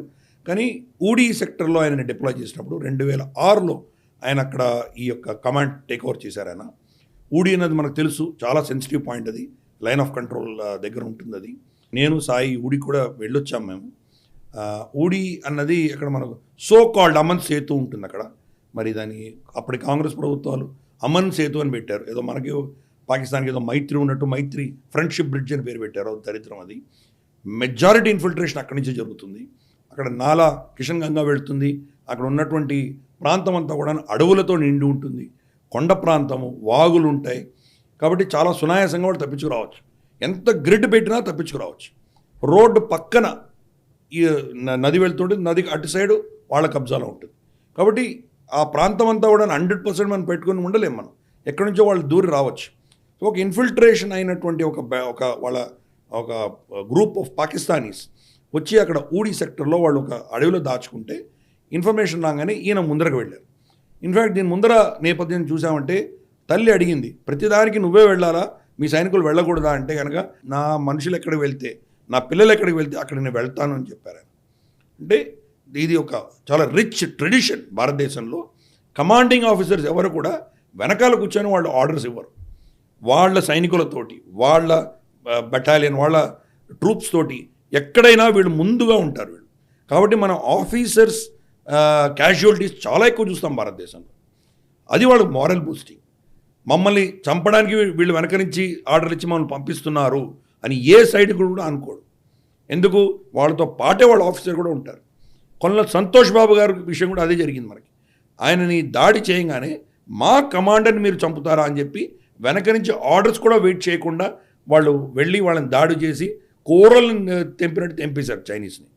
కాబట్టి ఈ యొక్క కల్చర్, రిచ్ ట్రెడిషన్ అన్నది మన దేశంలో ఆర్మ్డ్ ఫోర్సెస్లో ఎప్పటి నుంచో ఉంది. అందుకని ఈయన కూడా వేణుగోపాల్ గారు అక్కడ వెళ్ళి ఆయన యుద్ధం ఈ పరిస్థితి వచ్చినప్పుడు ముందుగా ఆయనే ఉన్నారు. దీంట్లో ఆఫ్కోర్స్ మొత్తం వాళ్ళని ఫారెస్ట్ సరౌండ్ చేశారు. వాళ్ళు ఎటు ఎస్కేప్ రూట్ లేదు. వాళ్ళకి ఎస్కేప్ రూట్ లేనప్పుడు ఏమవుతుందంటే వాళ్ళు ఆత్మాహుతి దాడి చేస్తారు. ఒక్కసారి బస్ట్ ఆఫ్ ఫైర్తో వాళ్ళు వస్తారు. అది ఎక్కడి నుంచైనా రావచ్చు. అన్ఫార్చునేట్లీ ఈయన ఉన్న ప్రాంతంకే వచ్చారు వాళ్ళు. ఆ ఫస్ట్ బస్ట్ ఆఫ్ ఫైర్లో ఆయనకు తగిలే చాలా సివియర్గా బ్లీడింగ్ అవుతుంది. అయినా వాళ్ళని తప్పించుకోకుండా ఆయన గ్రిడ్ ఆపగలిగారు. కాబట్టి వీళ్ళు మొత్తం వాళ్ళని ఒక్కరిని కూడా బతకనివ్వకుండా అందరినీ చంపేశారు. కానీ అన్ఫార్చునేట్లీ ఆయన బుల్లెట్స్, చాలా ఫేటల్ బుల్లెట్స్ తగిలాయి ఆయనకి. ఆయనను తర్వాత అలాగే ఆయన ల్యాన్స్ నాయక్ ఆయనను సపోర్ట్ చేస్తున్నటువంటి కమ్యూనికేషన్, మనకు అన్ఫార్చునేట్లీ కమ్యూనికేషన్కి వేరే టీం ఉంటుంది. వీళ్ళిద్దరు కూడాను ఆ బుల్లెట్ వాలీ ఆఫ్ బుల్లెట్స్లో వీళ్ళిద్దరు కూడా ఎక్స్పోజ్ అవ్వడంతో వాళ్ళిద్దరూ బలిదానం ఇచ్చారు, చనిపోయారు వాళ్ళిద్దరు. ఆయన ఘన నివారణలు ఇస్తూ భారత ప్రభుత్వం అశోక్ చక్ర అవార్డు ఇచ్చింది ఆయనకు. అశోక్ చక్ర మనకు తెలుసు, అంటే యుద్ధం లేని సమయంలో highest gallantry military award Ashok చక్ర ఆయనకి ఇచ్చారు. ఇటువంటి పీస్ టైంలో హయ్యెస్ట్ గ్యాలంటరీ అవార్డు కర్ణాటక నుంచి వచ్చినటువంటి ఆయన వ్యక్తి ఆయన. కాబట్టి ఇటువంటి ఎంతోమంది బలిదానం ఇస్తేనే ఈరోజు నువ్వు చెప్పినట్లు కాశ్మీరాన్ని మనం కాపాడుకోగలిగాము మనము. వీళ్ళ పేర్లన్నీ కూడాను శ్రీనగర్లో ఉన్నటువంటి బాదామీబాగ్ క్యాంటన్మెంట్లో ఉన్నటువంటి వార్ మెమోరియల్లో సువర్ణాక్షరాలతో లిఖించబడి ఉన్నాయి. అంతేకాదు ఇది చాలా నాకు ఎప్పుడు కూడాను భావోద్వేగం తెచ్చేటువంటి విషయం ఏంటంటే దాంట్లో 2-3 నల్ల గ్రానైట్ స్టోన్స్ ఖాళీగా ఉన్నాయి. సరే, వీళ్ళందరూ చనిపోయిన వాళ్ళు, బలిదానం ఇచ్చిన వాళ్ళ పేర్లు సువర్ణాక్షరాలతో రాసిచ్చారు. కానీ బ్లాంక్ పెట్టాం మనం. అంటే అర్థం ఏంటి? రాబోయే రోజులు ఎంతమంది బలిదానం ఇస్తారో దానికి కూడా మేము సిద్ధంగా ఉన్నామని మెసేజ్ ఇస్తున్నాము. అందుకని ఈ విషయం చెప్పినప్పుడంతా కూడా నేను చాలా భావోద్వేగం వస్తుంది నాకు. అంటే ఎంతమందినైనా కోల్పోవడానికి సిద్ధంగా ఉన్నాం, కానీ మేము కాశ్మీరాన్ని వదులుకోము అన్నటువంటి అద్భుతమైనటువంటి ఒక మెసేజ్ నాకు అక్కడ వెళ్తే వస్తుంది. అందుకని వీళ్ళందరూ కూడాను వీళ్ళ త్యాగం అన్నది ఈ దేశాన్ని కాపాడడం, ఈ సంస్కృతిని కాపాడడం, అఖండ భారతాన్ని మళ్ళీ రక్షించే దిశగా వీళ్ళు చేసిన ప్రయత్నాలన్నిటి కూడాను ఎంత శ్రద్ధాంజలి ఘటిస్తే, ఎన్ని నివాళులు అర్పిస్తే మన రుణం తీర్చుకోగలం. Correct sir. రియల్ హీరోస్కి చాలా డిఫరెన్స్ ఉంటుందంటారు. They are the real heroes. Youth actually వీళ్ళని చూసి ఇన్స్పైర్ అవ్వాలి. ఎందుకంటే నిజానికి చెప్పాలంటే ఫ్యామిలీస్కి దూరంగా ఉంటూ వాళ్ళు తిరిగి వస్తారా రారా ఏమీ తెలియదు అసలు వాళ్ళు వెళ్ళే ఆపరేషన్. కానీ వాళ్ళు ఏంటంటే ఓన్లీ మోటో ఏంటి అంటే వాళ్ళు దేశం బాగుండాలి, దేశ సార్వభౌమత్వాన్ని మేము కాపాడాలనే ఒకే ఒక ఇంటెన్షన్తో వాళ్ళు చేస్తారు. Really hats off to them sir.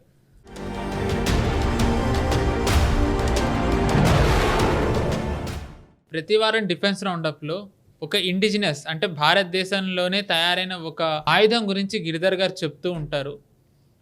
మామూలుగా చెప్పాలంటే మనం ఒక యుద్ధం వచ్చినప్పుడు కానివ్వండి, లేకపోతే ఒక అటాక్ జరిగినప్పుడు కానివ్వండి, ఒక సోల్జర్ ఎలాంటి ప్రమాదం ఆయనకి ఉంటుందో మనకి గిరిధర్ గారు చెప్తూనే ఉంటారు. కానీ అలాంటి ఒక అటాక్ కనుక అయినట్టయితే సోల్జర్ ఫైట్ చేస్తూనే ఆ డేంజర్ జోన్లోకి ఆయన వెళ్లకుండా ఒక వెపన్ని, ఒక రిమోట్ కంట్రోల్ వెపన్ సిస్టమ్ని పంపి ఆ థ్రెట్ని ఏదైతే ఉందో అది ఎలిమినేట్ చేసే ఒక టెక్నాలజీని ఒక హైదరాబాదీ కంపెనీనే కనుక్కుంది. ఆ వెపన్ ఏంటి, ఆ కంపెనీ ఏంటో గిరిధర్ గారి మాటలోనే తెలుసుకుందాం. సార్, బార్బెరిక్ పేరు బార్బెరిక్గానే ఉంది. మరి ఆ వెపన్ జెన్ టెక్నాలజీస్ తయారు చేసింది. గతంలో మీరే చెప్పారు కంపెనీ గురించి, జెన్ టెక్నాలజీస్. ఇప్పుడు ఆ బార్బెరిక్ వెపన్ని మనం ఎలా చూడాలి సార్? ఆఫ్ కోర్స్ దాన్ని బార్బెరిక్ అంటామా లేదా బర్బరిక్ అంటాం మనము. బర్బరికుడు అన్నటువంటి ఒక క్యారెక్టర్ మహాభారతంలో మనకు తెలుసు. అతని దగ్గర ఎటువంటి శక్తి ఉందంటే కనుక ఎప్పుడు కూడా ఓడిపోతున్నటువంటి వాళ్ళ పక్షాన్ని నిలబడతాడు. అతను ఓడిపోతున్న పక్షాన అతను నిలబడితే గెలుస్తున్న పక్షం ఓడిపోతుంది, గెలుస్తున్న పక్షం ఓడిపోతుంది కాబట్టి మళ్ళీ అటు వెళ్ళిపోతాడు, ఈ పక్షం ఓడిపోతుంది. కాబట్టి బర్బరికుడు బతుకున్నంత వరకు రెండు పక్షాలని నాశనం చేస్తాడు అతను. అటువంటి శక్తి ఉంది. శ్రీకృష్ణ పరమాత్ముడు బర్బరీకుడిని శిరచ్ఛేదన చేసిన తర్వాత అతను అడుగుతాడు, మరి నేను మహాభారత యుద్ధం చూడదలుచుకున్నానంటే అతను ఒక ఉన్నత స్థానంలో ఉంచి ఏం జరుగుతుందో చూడు అని చెప్పి శ్రీకృష్ణ పరమాత్ముడు చెప్తాడు. అది బర్బరికుడి కథ. అది మొత్తం యుద్ధం అంతా చూస్తాడు. యుద్ధం అంతా చూసి ఎవరెవరిని చంపారు, ఎవరు గెలిచారు అంటే కనుక నాకు అక్కడ శ్రీకృష్ణ పరమాత్ముడిని అందరినీ చంపాడు, చంపుతుండగా కాళీ అమ్మవారు ఆ రక్తాన్ని అంతా ఆవిడ స్వీకరించింది, ఈ రెండే కనిపించాయి నాకు అని చెప్పాడు అతను బర్బరీకుడు. ఇది మన పురాణాల్లో మహాభారతంలో ఉన్నటువంటి కథ. ఇది ఆ పేరు పెట్టారు బర్బరీకుడు. అంటే వ్యక్తి రిమోట్గా ఉన్నటువంటి ఒక వ్యక్తి మొత్తం ఒక పెద్ద సువిశాలమైనటువంటి యుద్ధాన్ని వీక్షిస్తున్నటువంటి ఒక కల్పన, దాంతో బర్బరీకుడు అని పేరు పెట్టారు దీనికి. ఈ Barbarik ultra light remote controlled vehicle system ఇది ఏదైతే ఉందో జెన్ టెక్నాలజీ గురించి మనం డిఫెన్స్ రౌండప్లో ఆల్రెడీ కంపెనీ మనం విశ్లేషించినప్పుడు చెప్పాం. మనం వాళ్ళ వెపన్ గురించి ఈరోజు మాట్లాడుతున్నాం. పేరే మనకు అర్థమవుతోంది, ultra light remote controlled weapon system. అంటే ఎక్కడో దూరంగా ఉండి దాన్ని కంట్రోల్ చేయొచ్చు. మనుషులు ఎక్కడైతే ఎక్స్పోజ్ అవ్వకుండా మనం ఈ టెక్నాలజీని పంపించి మనం అక్కడ ఉన్నటువంటి థ్రెట్ని మనం న్యూట్రలైజ్ చేయగలిగినటువంటి ఒక అద్భుతమైనటువంటి అస్త్రం. దీంట్లో మల్టిపుల్ ఆప్షన్స్ కూడా ఉన్నాయి. దీనికి గన్స్ ఉన్నాయి, different types of calibre guns ఉన్నాయి, వాళ్ళకు different types of grenade launchers ఉన్నాయి. దాంట్లో గ్రనేడ్ లాంచర్స్ ఉన్నాయంటే మనం we can use different types of shells launch చేయొచ్చు. సో కాబట్టి ఈ డిఫరెంట్ ఎక్విప్మెంట్స్ తోటి మనం అక్కడికి కాంబాట్ జోన్స్లోకి వెళ్ళొచ్చు. మనం ప్రతిసారి బ్రేవ్ ఆర్ట్స్ గురించి చర్చించుకుంటున్నాం. ఎంతోమంది మన వాళ్ళు అమరులు అయ్యారు, ఎంతోమంది బలిదానాలు ఇచ్చారు. ఇవన్నీ చూసిన తర్వాత టెక్నాలజీని ముందుకు తీసుకువెళ్ళే ప్రయత్నం మనం చేస్తున్నాం. అందుకని కొన్ని ప్రాంతాల్లో కొన్ని సిచ్యువేషన్స్లో మనుషులు వెళ్ళవలసిన అవసరం లేకుండా ఇటువంటి టెక్నాలజీస్ని వాడుకునే దిశగా ఇవన్నీ కూడా మనకు ఆప్షన్స్ వస్తున్నాయి. మనకు ఫర్ ఇన్స్టెన్స్ కొండ ప్రాంతం ఉంది, బహుశా ఇవి పని చేయకపోవచ్చు, ఎందుకంటే అక్కడ వెళ్ళాలంటే కనుక మళ్ళీ వెనపడిపోవచ్చు. ఆ టెక్నాలజీ ఇంకా మనం డెవలప్ అవుతోంది. డ్రోన్స్ ఉన్నాయి ఫర్ ఇన్స్టెన్స్, ఓపెన్ ప్లేన్స్ ఉంటే డ్రోన్స్ పైనుంచి ఏమైనా వాళ్ళు ట్రాక్ చేయొచ్చు, వాళ్ళని షూట్ చేయొచ్చు. కానీ దట్టమైన కింకారణ్యాల్లో ఉంటే కనుక అవి ఎలా డ్రోన్స్ చేస్తాయి? అవి వెళ్ళాయంటే కనుక అవి చెట్ల మధ్యలో, అది మన కానిఫోరస్ ఫారెస్ట్ లాంటివి కూడా మనకు పెద్ద పెద్ద బ్రాంచెస్ ఉంటాయి, దాంట్లో వెళ్ళడం చాలా కష్టం. కాబట్టి అక్కడ సిగ్నల్స్ రాకపోవచ్చు, చాలా ఇబ్బందులు ఉండొచ్చు. అటువంటప్పుడు ఇంకా మనుషులు వెళ్ళక తప్పట్లేదు. కాబట్టి క్రమేపీ ఎక్కడెక్కడ మనం టెక్నాలజీని వాడుకోగలమో అక్కడంతా కూడాను టెక్నాలజీ ద్వారా మన సైనికుల యొక్క ప్రాణాలని కాపాడుతూ వాళ్ళని డీరిస్క్ చేసే ప్రయత్నం చేస్తున్నాం. అటువంటి అస్త్రమే ఇది. గతంలో ఏంటంటే మనకు ఈవెన్ అమెరికా దగ్గర కానీ ఫస్ట్ ఇంట్రడ్యూస్ చేసినప్పుడు జాయ్ స్టిక్తో వాళ్ళు చూసుకునేవాడు. టార్గెట్ దొరికిందంటే జాయ్ స్టిక్తో వాళ్ళు కొట్టేవాడు. ఈ యొక్క బర్బరిక్ టెక్నాలజీ ఏం చేశారంటే వాళ్ళు టచ్ స్క్రీన్ పెట్టారు. అంటే వాళ్ళకు ఉన్నటువంటి ఆ రెడార్ ఇమేజ్లో టార్గెట్ని ఐడెంటిఫై చేసి టార్గెట్ని వీళ్ళు కనుక జస్ట్ వేలుతో టచ్ చేస్తే ఇమ్మీడియట్గా ఈ రిమోట్ వెపన్స్ యాక్టివేట్ అయ్యి దాన్ని అటాక్ చేస్తాయి. అంటే మనం అక్కడ గ్రెనేడ్ బ్లాస్ట్ చేయాలా, బంకర్లో ఉన్నారు, బంకర్ అర్థమైంది మనకి. బంకర్ బ్లాస్ట్ చేయాలంటే మామూలు మెషిన్ గన్ ఫైర్ సరిపోదు, గ్రెనేడ్ వేయాలి. అక్కడ గ్రెనేడ్ ఎక్కడ వేయాలి, వల్నరబిలిటీ ఎక్కడ ఉందో కాబట్టి చూసి పిన్ పాయింట్గా ఒక కంప్యూటర్కి ఏం ఆడుకునేట్టు లిటరల్గా చెప్పాలంటే ఇట్లా టచ్ చేయగానే ఆ గ్రెనేడ్ ఫైర్ చేస్తుంది. కాబట్టి ఇటువంటి అడ్వాన్స్డ్ న్యూ టెక్నాలజీలో మనం తీసుకుంటున్నాము. ఆర్టిఫిషియల్ ఇంటెలిజెన్స్ దీంట్లో వాడుకుంటున్నాము. ప్లస్ మల్టిపుల్ ప్లాట్ఫామ్స్ని వాడుకుంటున్నాం మనం. మల్టిపుల్ రెడార్ సిస్టమ్స్ దీంట్లో వాడుతున్నాం. సో ఎంత టెక్నాలజికల్ మషిన్ అన్నది ఈరోజు మనం ఈ యొక్క బర్బరిక్లో మనం చూస్తున్నాం. అది ఇది వేరే దేశాల్లో ఉన్నాయి, కానీ మన దేశంలో జెన్ టెక్నాలజీస్ వీళ్ళే ఇండిజినస్గా డెవలప్ చేసి దీన్ని చేశారు. కాబట్టి రమారమి 50% క్యాజువాలిటీస్ని కనీసం మనం ఆపగలం. ఒక మామూలుగా కాంబాట్ జోన్లో ఇద్దరో ముగ్గురో చనిపోయేది ఉంటే కనుక బహుశా వాళ్ళిద్దరిని మనం కాపాడచ్చు. 5 మంది చనిపోయే దగ్గర కొంత మనం వాళ్ళని ప్రొటెక్ట్ చేసేటువంటి పరిస్థితి ఉంటుంది మనకు. అందుకని ఇటువంటి టెక్నాలజీస్ కోర్స్ ఇది ఇప్పుడున్నటువంటి టెక్నాలజీలో అద్భుతమైన టెక్నాలజీ. ఇంకా ముందరగా వెళ్ళాలి వీళ్ళు. ఇంకా దీన్ని సైంటిఫిక్గా రీసెర్చ్ చేసి ఇంకా దీంట్లో బహుశా డ్రోన్స్ తోటి అనుసంధానం చేసి వీళ్ళు రిమోట్గా పంపించి ఫైర్ చేయడం, లాయిటరింగ్ మ్యూనిషన్స్ను వాడుకోవడం, ఇటువంటివి కూడా మెల్లిమెల్లిగా వస్తాయని నేను అనుకుంటాను. బట్ ఇప్పటికీ ఈ బర్బరిక్ అన్నటువంటి సిస్టమ్ ఏదైతే ఉందో చాలా అడ్వాన్స్డ్, రిమోట్గా మనం హ్యాండిల్ చేయగలిగినటువంటి, సేఫ్గా మన సైనికుల్ని కాపాడుతూ అక్కడ ఉన్నటువంటి థ్రెట్ని న్యూట్రలైజ్ చేయగలిగినటువంటి ఒక అద్భుతమైనటువంటి అస్త్రం మన అమ్ముల పదలోకి వచ్చింది. కాబట్టి మనం జెన్ టెక్నాలజీస్ని, వాళ్ళ సైంటిస్ట్ని, వీళ్ళందరినీ కూడా అభినందిద్దాం. రైట్ సార్, నిజంగానే ఎక్సలెంట్ వెపన్. ఒక్క సోల్జర్ క్యూలిటీ అయినా సరే మన నిజానికి అది మనకి లాసే. సో మన ఆర్మ్డ్ ఫోర్సెస్ త్వరలోనే దీన్ని ఇండక్ట్ చేయాలని చెప్పి నిజంగా కోరుకుంటూ మనం నిజంగా we wish them all the best for their further endeavours.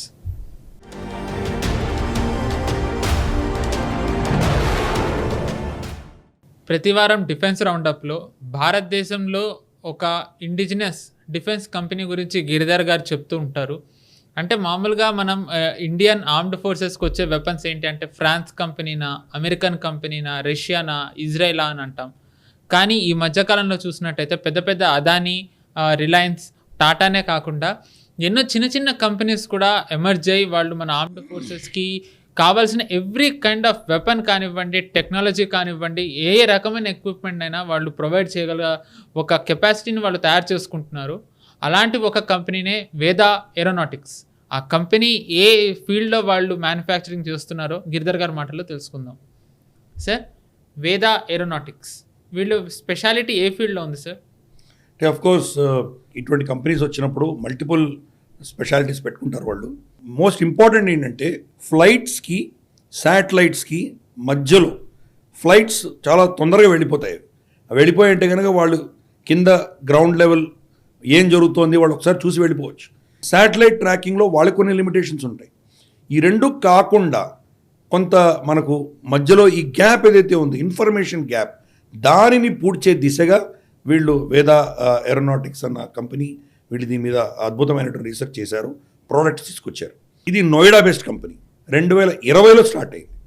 ఇందాక మనం అనుకున్నట్లు చాలా ఈ ఇన్నోవేషన్స్ అన్నీ కూడాను ప్రైవేట్ రంగ సంస్థలు ఇవన్నీ కూడాను అద్భుతంగా రిజల్ట్స్ మనకు రమారమే 2018, 19, 20 ఆ ప్రాంతం నుంచి ఎక్కువ చూస్తున్నాం మనం. ఎస్పెషలీ కొత్త కొత్త టెక్నాలజీస్ ఏవైతే వస్తున్నాయి, ఆర్టిఫిషియల్ ఇంటెలిజెన్స్ లాంటివి, రోబోటిక్స్ లాంటివి, అలాగే మనకు అన్మాన్డ్ ఏరియల్ వెహికల్స్, ఇవన్నీ కూడా కొత్త కొత్త ఏవైతే న్యూవర్ టెక్నాలజీస్ను వాడుకునేటువంటి అస్త్రాలు ఉన్నాయో అవి మన ప్రైవేట్ రంగ సంస్థలు ముందుకు తీసుకొస్తున్నాయి. వేదా ఏరోనాటిక్స్ కూడా దాని మీద ఫోకస్ పెట్టింది. ఏరోనాటిక్స్ పేరే ఏరోనాటిక్స్, కానీ వీళ్ళు తీసుకొచ్చినటువంటి అద్భుతమైనటువంటిది ఏంటంటే హై ఆల్టిట్యూడ్ సూడో శాటిలైట్ అన్నారు. అంటే శాటిలైట్ ఏం పని చేస్తుందో అదే పని హై ఆల్టిట్యూడ్లో వెళ్ళి వీళ్ళ యొక్క అన్మాన్డ్ ప్రోడక్ట్ ఏదైతే ఉంటుందో అదే పని చేస్తుంది. అంటే శాటిలైట్ కూడా పట్టాలన్నటువంటి కొన్ని ఆస్పెక్ట్స్ ఏవైతే ఉంటాయో, అంటే కామఫ్లాజ్ ఉండొచ్చు. అలాగే మనకు ఫర్ ఇన్స్టెన్స్ చైనా ఇప్పుడు ఏం చేస్తుందంటే వాళ్ళు చాలా మిసైల్ సైలోస్ డమ్మీ పెడుతున్నారు. వీళ్ళకి ఇన్నున్నాయా 100 ఉన్నాయా అని మనం భయపడాలి. దాంట్లో బహుశా 5-6 మిసైల్స్ ఉండొచ్చు, మిగతా అవన్నీ డమ్మీలు పెడతారు. అలాగే ఈ యొక్క శత్రువుని మభ్యపెట్టేటువంటి టెక్నాలజీ చాలా వాడతారు. ఇన్ఫ్లేటబుల్ ఏమంటారంటే మన ట్యాంకులు ఉంటాయి, ట్యాంకులు మామూలుగా బలూన్ అనమాట, అది దాన్ని ఇన్ఫ్లేట్ చేసి గాలి నింపి పెడతారు. దూరం నుంచి శాటిలైట్ చూస్తే ఒక ట్యాంక్ ఉన్నట్టు కనిపిస్తుంది, నిజంగా ట్యాంక్ ఉండదు, అది ఏముండదు అక్కడ. కాబట్టి ఇటువంటివి మైన్యూటెస్ట్ గ్రౌండ్ లెవెల్లో ఏం జరుగుతున్నాయి అని చూడగలిగినటువంటి ఒక అస్త్రం లాంటిది, కన్ను లాంటిది వీళ్ళు పంపిస్తున్నారు. అందుకని నేను సూడో శాటిలైట్ అని పిలిచారు. శాటిలైట్ అంటే స్పేస్లో ఉండాలి, ఇది స్పేస్లో లేదు, మన భూకక్షలో తిరుగుతుంది. కానీ అటువంటిది వీళ్ళు తయారు చేశారు. చాలా హై ఎండ్యూరెన్స్, హై ఆల్టిట్యూడ్లో తిరగగలిగింది ఒక అద్భుతమైనటువంటి అస్త్రం తీసుకొచ్చారు వాళ్ళు. కాబట్టి ఈ యొక్క న్యూ టెక్నాలజీస్ వీళ్ళు అబ్జర్వ్ చేసుకుంటున్నారు. అలాగే మనకు యాంటీ డ్రోన్ టెక్నాలజీస్ వీళ్ళు చాలా తీసుకొచ్చారు. యాంటీ డ్రోన్స్ వీళ్ళు ఎలా డిటెక్ట్ చేయడం, దానికి కావాల్సిన రెడార్ ప్రొఫైల్స్, దానికి రెడార్ సిగ్నేచర్స్ ఎలా ఉంటాయి. ఎందుకంటే డ్రోన్ సిగ్నేచర్స్ చాలా తక్కువగా ఉంటుంది, ఎందుకంటే ఎక్కువ ప్లాస్టిక్ పార్ట్స్ ఉంటాయి దాంట్లో. మెటల్ పార్ట్స్ ఉంటేనేమో ట్రెడిషనల్ రెడార్స్ కనుక్కోగలవు, కానీ మెటల్ పార్ట్స్ లేనిది చాలా చిన్నది, అది పిట్టనో తెలియదు, పక్షో తెలియదు, లేదా గాల్లో ఎగురుతున్నటువంటి ఏదైనా వస్తువో తెలియదు మనకి. కాబట్టి కనుక్కోవడం చాలా కష్టం. ఆ టెక్నాలజీని మాస్టర్ చేస్తున్నాం. కాబట్టి ఈ వేదా ఏరోనాటిక్స్ అన్నది ఈ new age disruptive and progressive టెక్నాలజీస్ను వాడుకుని అస్త్రాలు తయారు చేస్తున్నారు వాళ్ళు. అందుకని ఇటువంటిది ఈ మొత్తం జనరేషన్ భారతదేశంలో గల్వాన్ ఘటన జరిగిన తర్వాత మనకు అర్థమైంది మనకు డ్రోన్ టెక్నాలజీ లేదని. సడన్గా మనం చూస్తే కనుక గత 5 ఏళ్లలో అద్భుతమైనటువంటి ప్రగతి మనం సాధించగలిగాం. మన దేశంలో క్షమత ఉన్నది, మనలో అటువంటి క్షమతను బయటికి తీసుకొచ్చే నేతృత్వమే మనకు గతంలో లేదు. ఆ నేతృత్వం ఉన్నప్పుడు మనం ఏం చేయగలం మనం ప్రూవ్ చేయగలుగుతున్నాం. మనం చూస్తే కనుక కరోనా వచ్చినప్పుడు మన దగ్గర పీపీఈ కిట్లు కానీ లేదా మనకు టెస్టింగ్ కిట్లు కానీ ఏమీ లేవు మన దగ్గర, అన్నీ చైనా నుంచి ఇంపోర్ట్ చేసుకునే పరిస్థితి. ఈవెన్ మాస్కులు లేవు మన దగ్గర. ఈరోజు ప్రపంచాన్ని మొత్తం సప్లై చేయగలిగినంత టెక్నాలజీ మన దగ్గర ఉంది, ఎక్విప్మెంట్ మన దగ్గర ఉంది. అంటే సంవత్సరం లోపల మన ఇండస్ట్రీ ఒక ప్రాబ్లంకి సొల్యూషన్ తీసుకురాగలిగినటువంటి కెపాసిటీ మనకుంది. ఆ యొక్క పంథాలోనే వేదా ఏరోనాటిక్స్ కూడా వెళ్ళింది. ఈ కంపెనీ యొక్క ప్రోడక్ట్స్, ఇండివిజువల్ స్పెసిఫిక్ ప్రోడక్ట్స్ యొక్క క్షమత గురించి రాబోయే రోజుల్లో వెపన్స్ గురించి మాట్లాడదాం మనం.